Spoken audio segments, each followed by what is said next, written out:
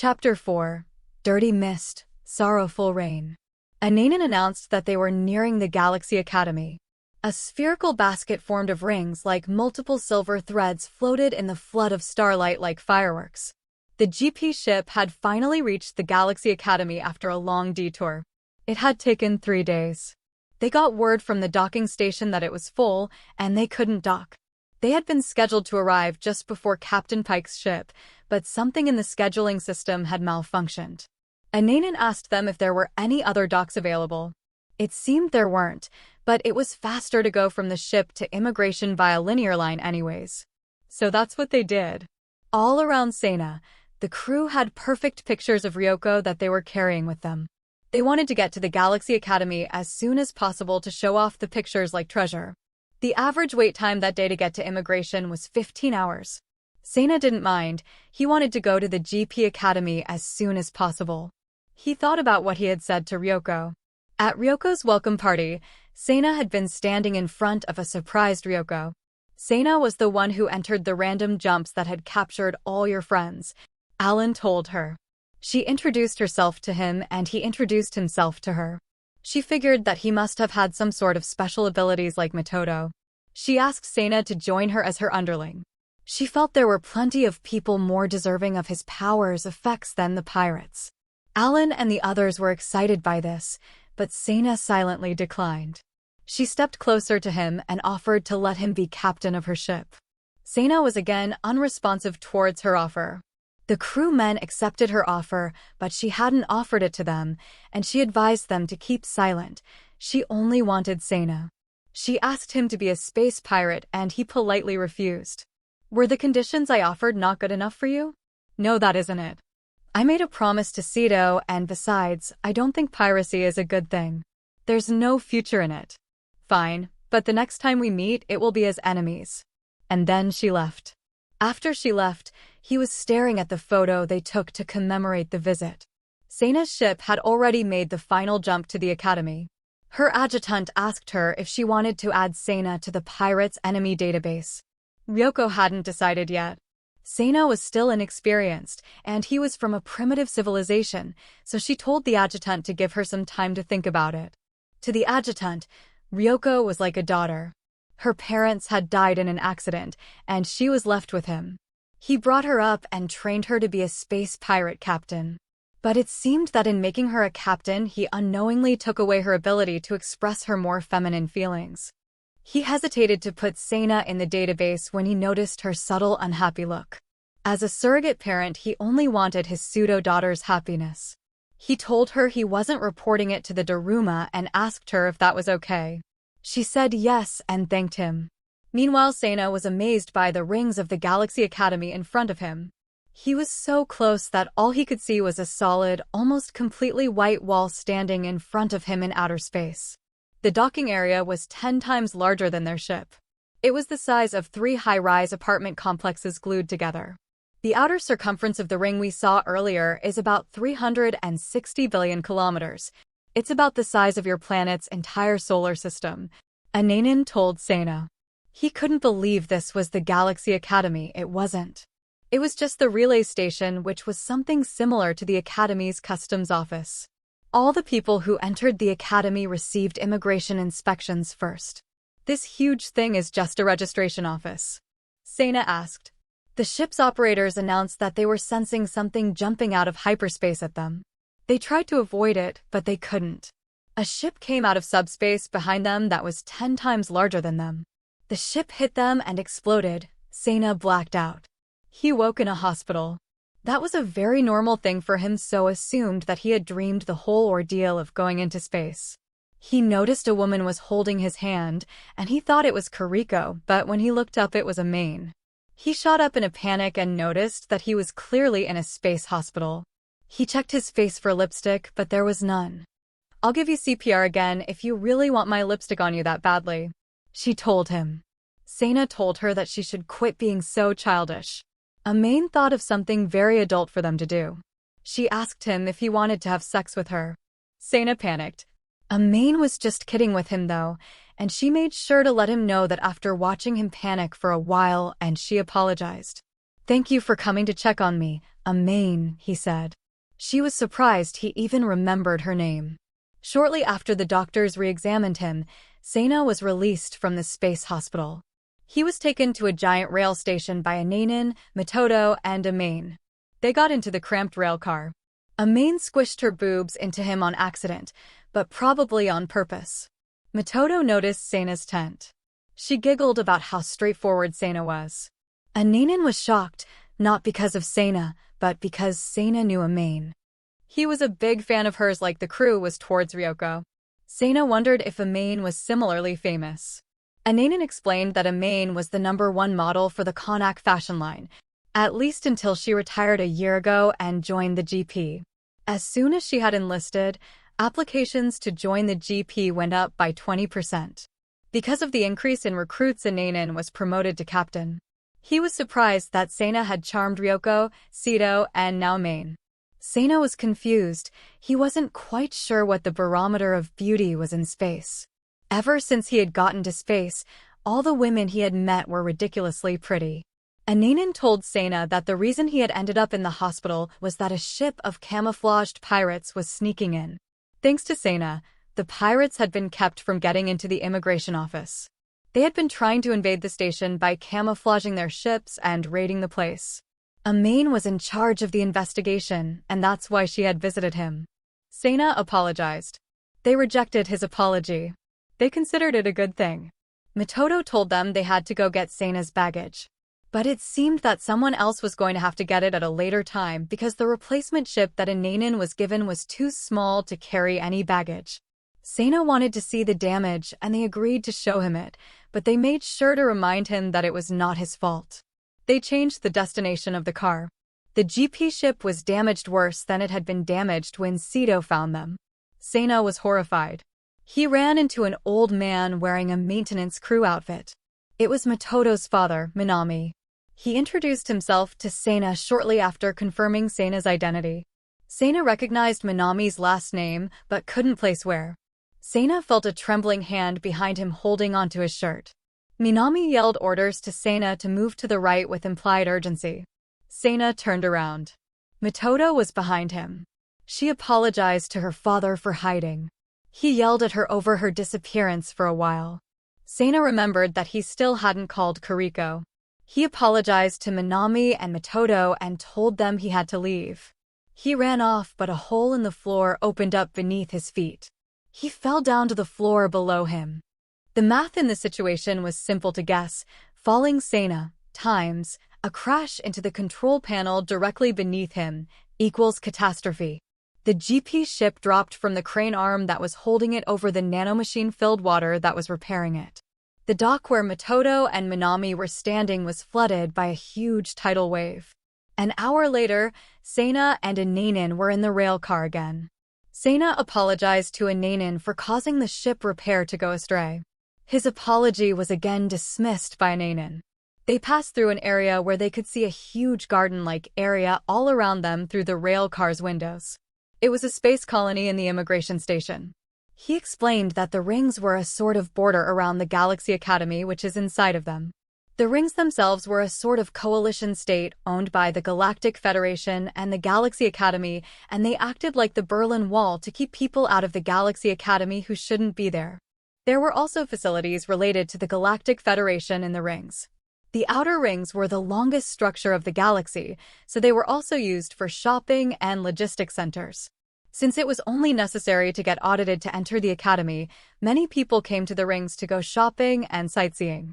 It was comparable to going to visit the Great Wall of China. They arrived at the immigration office. Sena wanted to call Earth.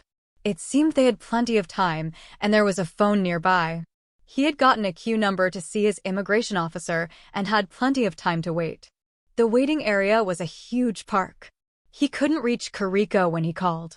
He only got her voicemail. Kuriko was the only thing that could put the brakes on his hopes of being in space.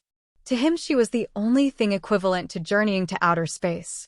His inability to call her was beginning to affect his desire to be there. When his turn arrived, Ananin dragged him to the gate to see an inspector. They put his documents down on a transfer plate.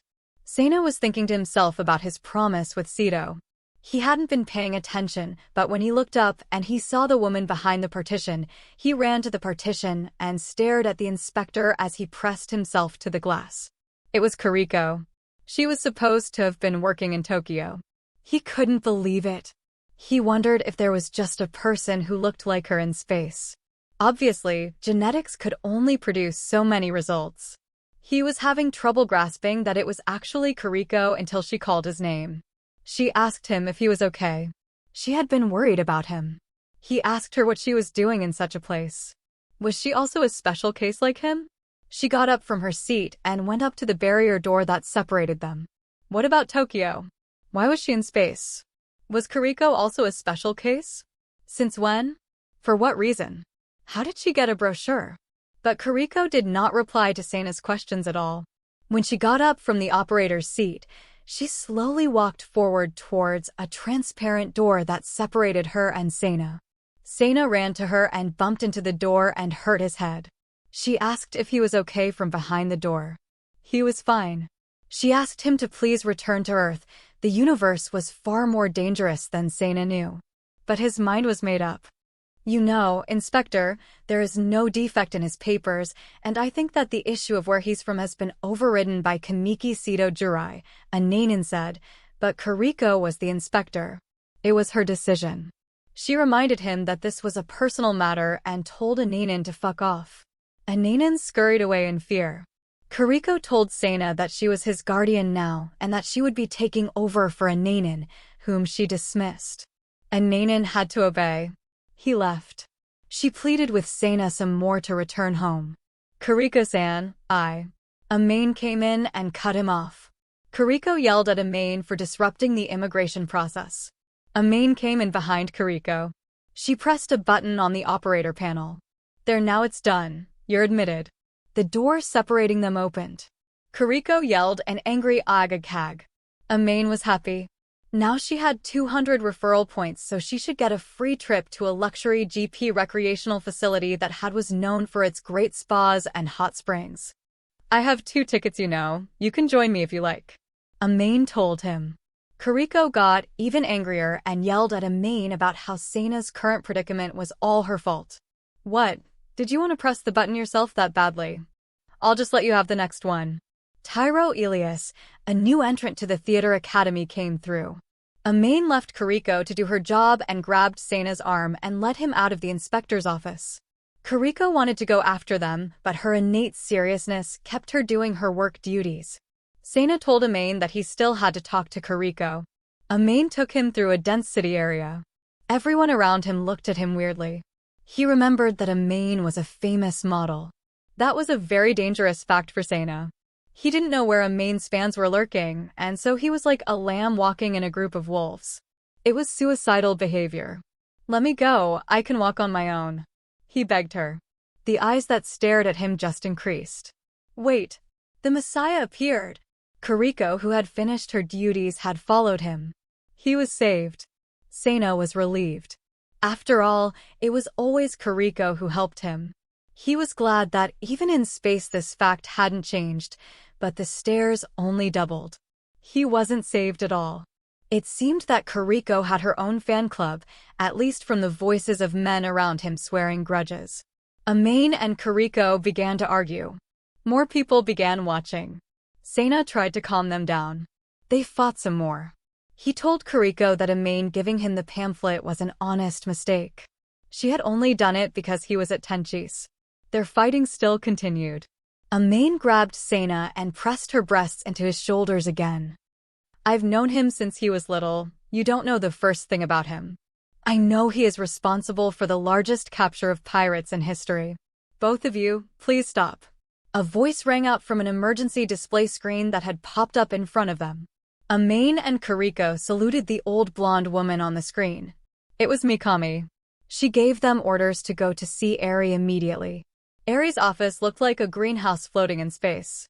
It was the size of 2 school gyms and the floors, at least.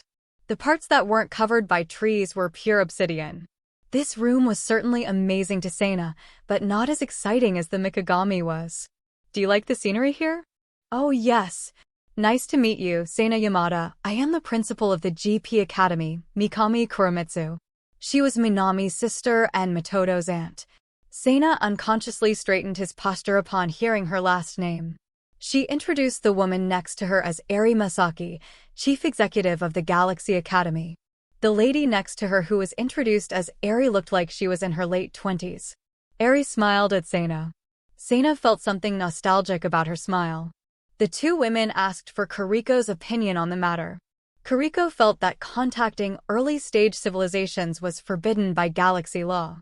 As an inspector, she could not accept violations of the law. Eri informed her that Seina had gotten a special case exemption from Seto. They called on a main to give her opinion.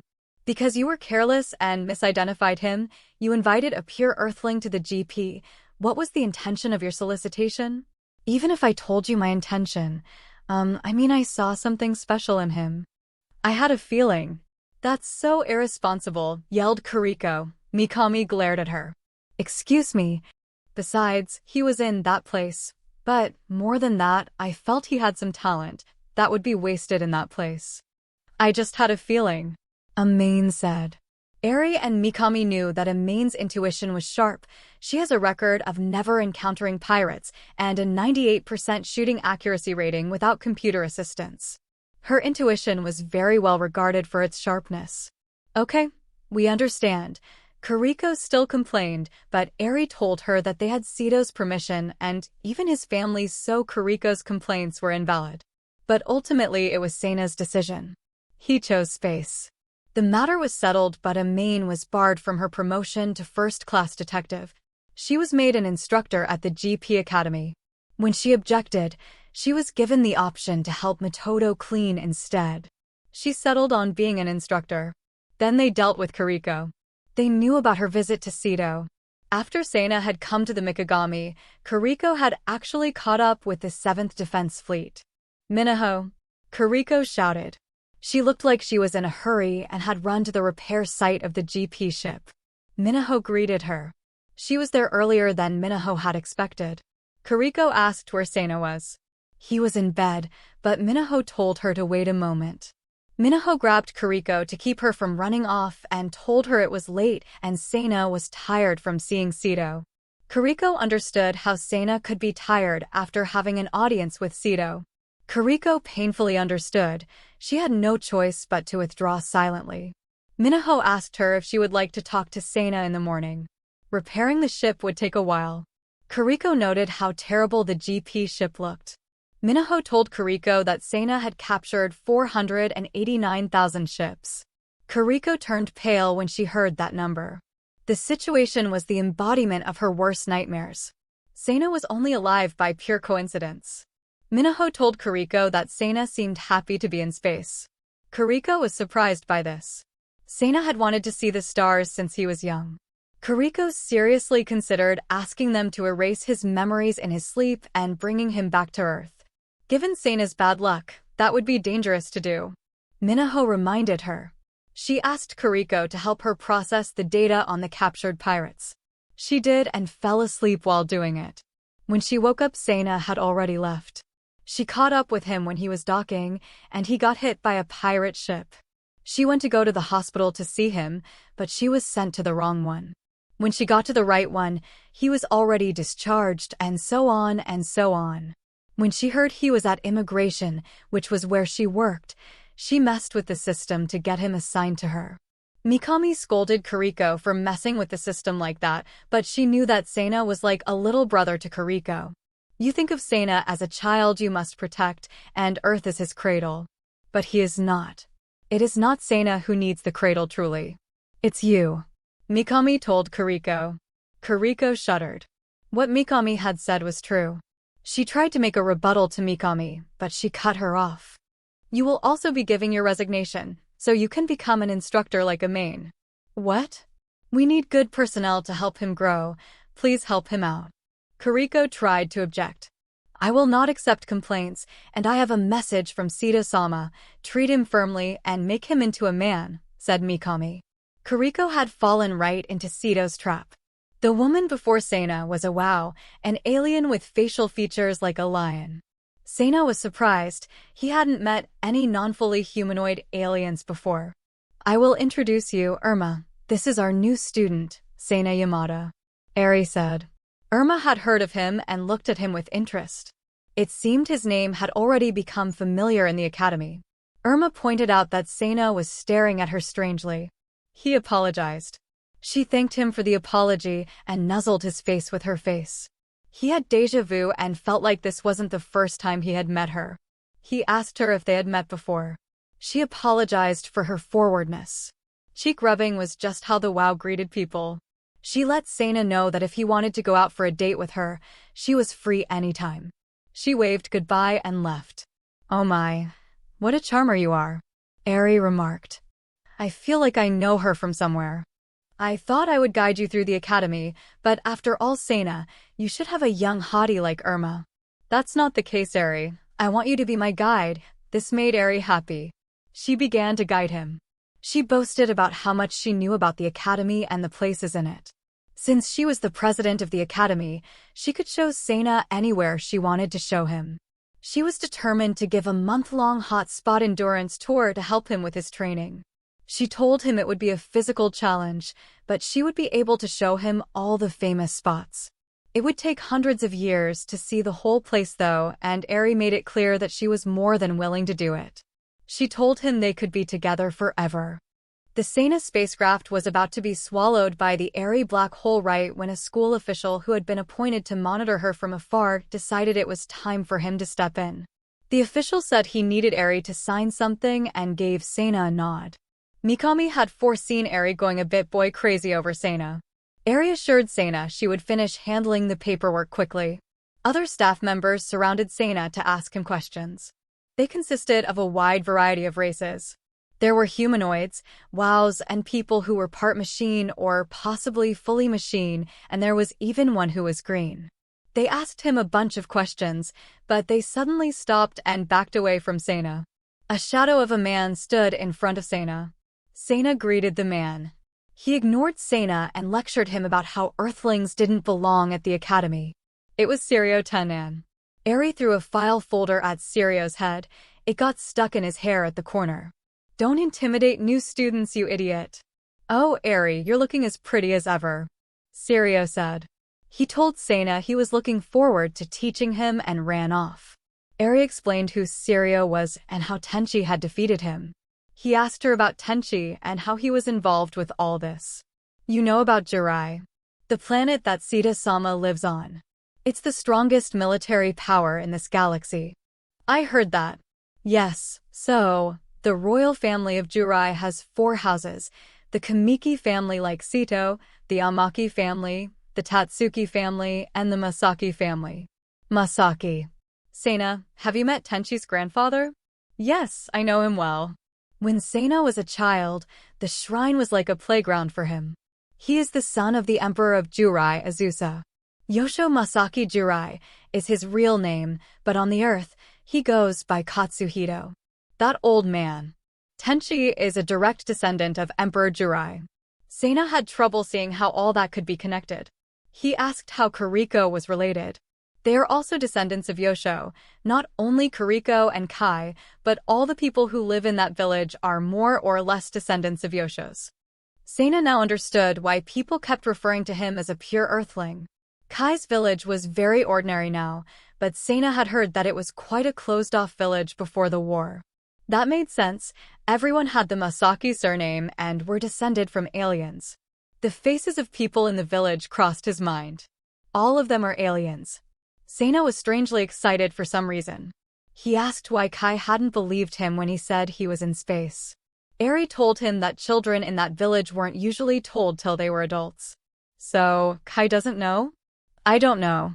Hey, there are a variety of opinions in the village on how to do it. I enjoy suddenly teaching the truth to them as children and just bringing them into space unexpectedly. Weren't you surprised when you got on the spaceship? Eri said, either way you should probably avoid telling Kai. So then, how are you related to Tenchi?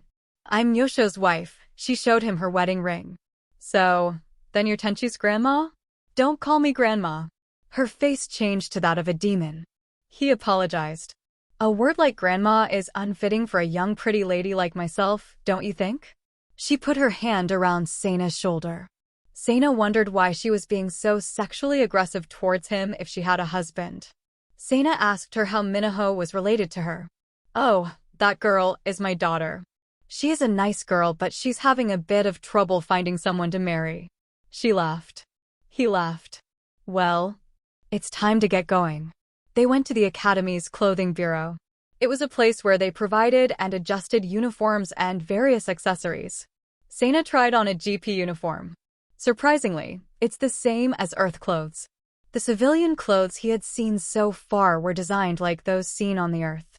He hadn't seen any glossy silver sci-fi space outfits like he had expected. Eri told him that all the outfits had a button that would resize the outfit to fit him. That's certainly the technology of the future, Seina exclaimed. She told him there were clothes that could create a force field around their wearers, and that a few of the outfits could even change their textures, colors, and designs with programming, and ones that absorbed sweat. Seina accidentally touched the adjustment button. His uniform contracted way too tight on him. He called out for Eri, but she didn't notice him. She was signing the receipt for the outfit. He blacked out. He woke up after Eri resuscitated him. He apologized. Eri assured him that what had happened to him had been rumored but never reported. It wasn't something he should have apologized for because now they knew for sure the risk of it happening wasn't zero. She resumed his tour. Seina asked her if he would be taught by Sirio tomorrow. She told him he would be fine and that it was okay to be a little late to his classes. Mikami came up and criticized her for saying something so unprofessional. Eri asked Mikami why she was there. Mikami wanted to know why they hadn't taken him to his dormitory yet.